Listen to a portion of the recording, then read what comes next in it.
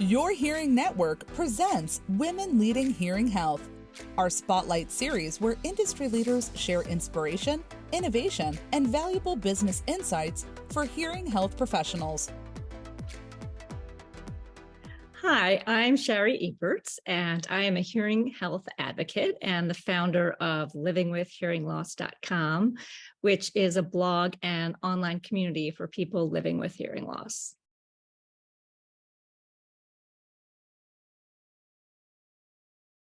Sure. So I first noticed my hearing loss in my mid-20s when I was in graduate school.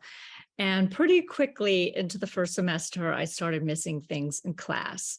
Sometimes it was just a comment that one of the students made as an aside, or sometimes the whole class would just burst out laughing and I would be left looking around trying to figure out, what was so funny. But my journey with hearing loss began many years before that when I was a child, watching my father struggle with his own hearing loss. And he was very stigmatized by it, and he would do almost anything to hide it. So when my hearing loss started, it was mild, and I went to get it tested, even though I was, sort of stigmatized by it, just having watched my father and the way he coped with it. But I went to get it tested, and I was told that there wasn't really much that they could do about it because it was so mild. And that really gave me the perfect excuse to really deny my hearing loss and ignore it for many, many years, which was unfortunate because I was struggling in particular in class to follow along and to hear everything that I needed to hear. But as the years passed, my hearing loss worsened, and finally it was recommended that I get hearing aids. So I did get them, but I really did not like wearing them. I was embarrassed. I felt ashamed. I was really just following in the footsteps that my father had laid out for me in terms of dealing with hearing loss, which was unfortunate. But once I had children of my own, everything really changed for me. Because my hearing loss is genetic, I worry that I may have passed it on to them. And I saw them watching me do the same things that I had watched my father do, isolate myself, laugh at jokes I hadn't heard. And I knew that I needed to set a better example for them. So I finally decided to accept my hearing loss, and I began to advocate for myself, meeting other people with hearing loss. And it really changed my life because I saw that there were other people who were living with hearing loss very well, and that they were successful and they had happy, productive existences. And so it gave me hope that I could do that as well.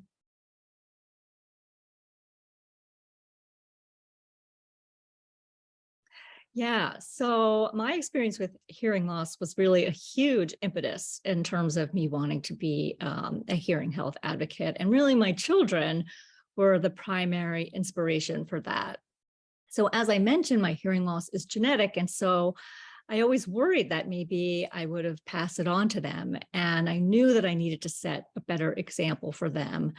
And I was also hoping to, help create a world where if they did have hearing loss, it would be more accommodating and it would be easier for them to navigate. So that's really what inspired me to get started with that. And I started small, just with my own family, finally acknowledging my hearing loss, asking for better tables at a restaurant if I needed a quieter spot for our dining experience.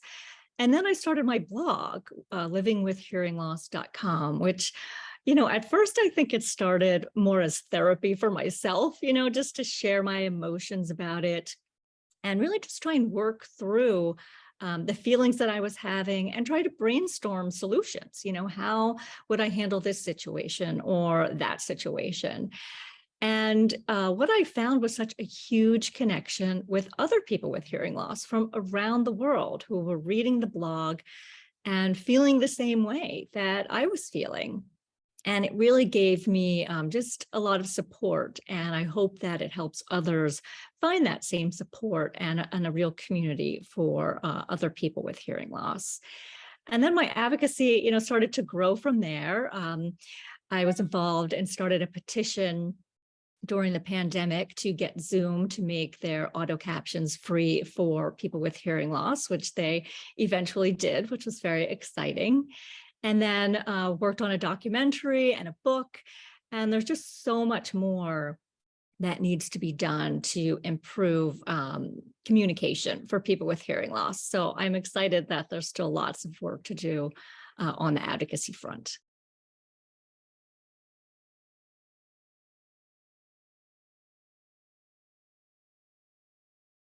So during the pandemic, everyone obviously was feeling very isolated, but I think it was even more difficult and more isolating for people with hearing loss because of the masks. It was just so hard to communicate. So with some other advocates, we decided to start hosting virtual meetings for people with hearing loss over Zoom. And we realized just how important it was to get us together and the power of storytelling and how it really made people feel more hopeful just to connect with one another and to hear how other people were living better during the pandemic with their hearing loss. And so we were sort of inspired to put some of these stories together on film with the idea that we could build some community within the hearing loss community. And then also to help educate the mainstream about what a life with hearing loss really is like. So if you look at mainstream media about hearing loss, it's usually focused on the deaf experience, which is great. And it's a powerful and valid and beautiful experience, but it's not the hearing loss experience. And we feel like that was something that really hadn't been addressed in the mainstream and something we were very eager to do.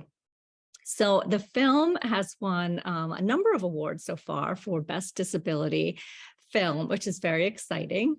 And it's been shown, and there was also a talk back about the film in Real Abilities in Houston, which is very exciting. And it's going to be presented at the JCC in New York City this fall.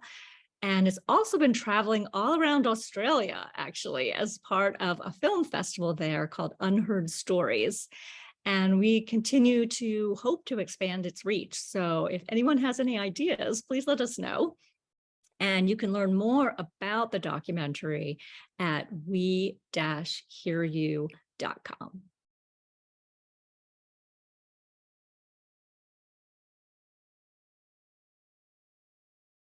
So a few weeks into the pandemic, I get an email from Gail, and she says, do you want to write a book together? And I was so excited to hear from her because I had known about Gail and we were friends and respected one another for many, many years. But we weren't so close that I would get an email from her all the time. So it was great to see that she was interested in collaborating. And I was thrilled to do that with her. And when we started talking about the book, we realized that most books about hearing loss are memoirs, which is terrific, right? Because it's very important to share our stories. It can be so therapeutic, but we really wanted to do something different. So we decided to create a guidebook or a handbook that lays out our formula for living skillfully with hearing loss and intermix it with our own personal experiences, the ups and the downs, to illustrate the points, but really to focus on sort of how do you do it? And it's basically the book we wish we'd had at the start of our journey. It would have made things so much easier because at the start of your hearing loss journey, a lot of times you don't necessarily know anyone else with hearing loss that can help show you the ropes.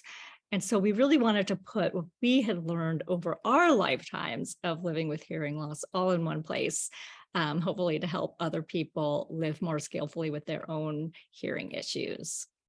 And it was a wonderful process writing with Gail. We just had so much fun. And I think the hardest part was picking the name, which is Hear and Beyond, Live Skillfully with Hearing Loss. And we really think it's an important read for people with hearing loss, obviously, but also their family, their friends, and the broader hearing health community, hearing care professionals, as a way to really get that insight into the lived hearing loss experience, which we think can be really, really valuable. And so the book is available wherever books are sold, also in some libraries, and you can learn more about that at hearandbeyond.com.